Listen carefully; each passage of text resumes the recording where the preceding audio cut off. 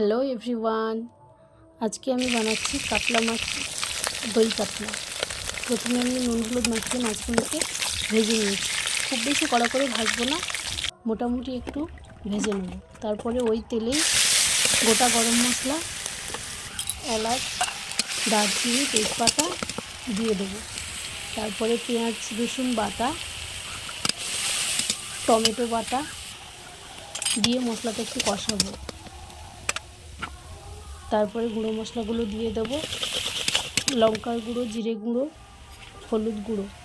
তারপরে দিলাম পোস্ত আর চারমগজ বাটা।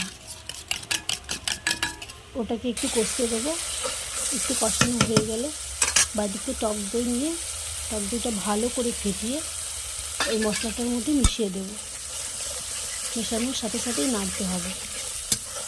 একটু নাড়াচাড়া করে বাটি ধুয়ে জল দিয়ে দেবো। এখানে লবণ দেবো, একটু চিনি স্বাদ মতো। মশলাটা কষানো হয়ে গেলে এবারে জল দিয়ে ওটাকে ফুটতে দেবো।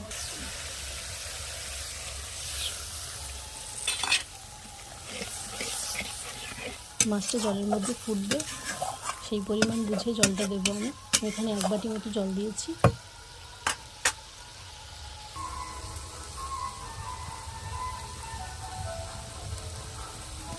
গ্রেভিটা ফুটে আসলে এবার মাছগুলো আমি এতে অ্যাড করে দেবো।